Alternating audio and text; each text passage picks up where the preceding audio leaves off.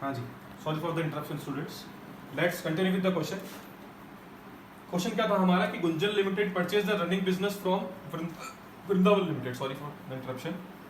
Gunjan limited ने Vrindavan limited का business खरीदा 25 लाख रुपए में। क्लियर? तो हमें एंट्री पास करनी है गुंजन लिमिटेड की बुक्स में, तो आपके हेडिंग लगाएंगे ऊपर books of Gunjan limited. Clear? Entry number 1, जो बिजनेस खरीदा, तो खरीदते टाइम आपके पास क्या आया, आपके पास से क्या गया, debit what comes in, credit what goes out.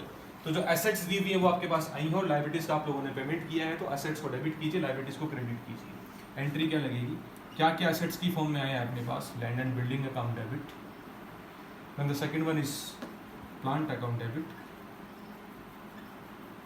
फिर कौन से सेट आई हमारे पास, पेटेंट्स आए, तो patents account debit, then debtors आए,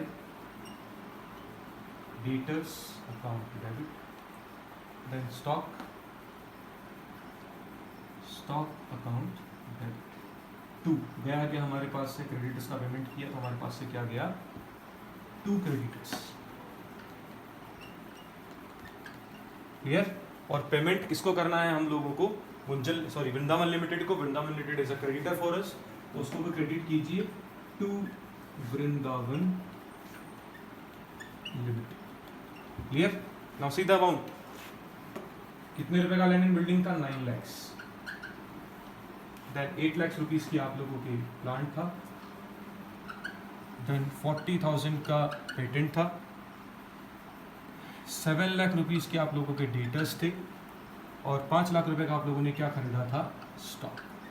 और उसमें से 1,20,000 रुपए के आप लोगों ने क्रेडिटर्स पे आउट कर दिए। और यहाँ कितने पैसे देने हैं आप लोगों को, 25 लाख रुपीस। ये अगेन अपने लिए क्रेडिटर है। क्लियर? अब देखो, जो बात मैं आप लोगों को समझा रहा हूँ उसको बहुत ध्यान से सुनिएगा और समझिएगा उस बात को। What I want to say is, tell me from the language of the question या from the values given in the question, एक बात बताइएगा मुझे कि इस बिजनेस की वैल्यू थी क्या एक्चुअली। इस बिजनेस की वैल्यू कितनी थी वो देखिए, 9 लाख रुपीस का लैंड था, प्लांट कितने का था, 1 लाख, टोटल कितना हो गया, 17 लाख रुपीस।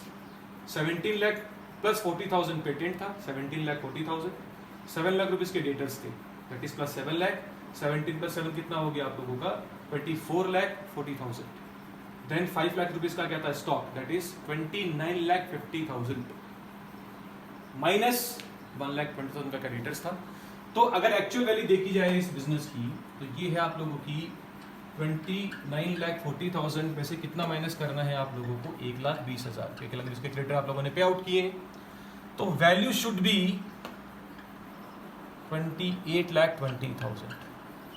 मतलब कितना पैसा मिलना चाहिए था बिजनेस को, 28 लाख 20,000। मतलब आपको कितना पे करना चाहिए था, 28 लाख 20,000, क्योंकि बिजनेस की वैल्यू थी क्या एक्चुअली में, according to the asset and the liabilities of the business की वैल्यू थी क्या, 28 लाख 20,000, और तुमने सिर्फ उस बिजनेस को कितने में खरीद लिया, 25 लाख रुपए में। बताइए आपके लिए फायदा है कि नुकसान है, गुंजन लिमिटेड के लिए फायदा है कि नुकसान है, बिल्कुल फायदा है सर। 28 लाख 20,000 रुपए की चीज को अगर आप लोगों ने 25 लाख में खरीद लिया तो it's a benefit for us. तो बेनिफिट जाएगा कहाँ, कैपिटल प्रॉफिट है, will be transfer to capital reserve. कहाँ ट्रांसफर होगा, कैपिटल रिजर्व में। तो यहाँ क्या जाएगा, capital reserve. Amount is 3,20,000। See, this is very important. यहां आता कैपिटल रिजर्व में सबको पता होता है, क्यों आता है वो समझने की जरूरत है। बिजनेस की value according to the certain liabilities 28 lakh 20,000 था, जबकि गुंजन लिमिटेड ने उस बिजनेस को सिर्फ कितने में खरीदा, 25 लाख रुपए में। तो 3,20,000 का क्या हो गया उसके लिए बेनिफिट। इसका एक उल्टा केस भी हो सकता है, अगर ये बिजनेस 25 लाख में ना खरीदा होके कितने में खरीदा होता, 30 लाख। बात को समझिएगा मेरी, कितने में खरीदा होता, 30 लाख रुपीस में। मतलब बिजनेस की वैल्यू थी क्या सर्टेन लायबिलिटीज के हिसाब से 28 लाख 20,000, लेकिन अगर गुंजन लिमिटेड ने इसके 30 लाख रुपए दिए होते तो 1,80,000 किस चीज के दिए होते, कुछ वो तो आ नहीं रही उन लोगों को, जो बाकी 1,80,000 बिना मतलब पेमेंट करेगा। जब बिजनेस की वैल्यू 28 लाख 20,000 थी और अगर 30 लाख का पेमेंट किया जा रहा है, तो बाकी 1,80,000 का पेमेंट एक्स्ट्रा क्यों किया जा रहा है, क्योंकि उस बिजनेस की मार्केट में गुडविल है। मतलब बाकी 1,80,000 रुपए जो लिए जा रहे हैं गुंजन लिमिटेड से वृंदावन लिमिटेड के द्वारा, वो इसलिए लिए जा रहे हैं क्योंकि वृंदावन लिमिटेड की मार्केट में गुडविल है जिसका वैल्यू कितना है 1,80,000। तो फिर बैलेंसिंग फिगर यहाँ ना आके कहाँ आता, यहाँ आता, और अगर यहाँ आता तो उस बैलेंसिंग फिगर को हम लोग कहाँ डालते हैं, गुडविल में डालते हैं। Clear to all.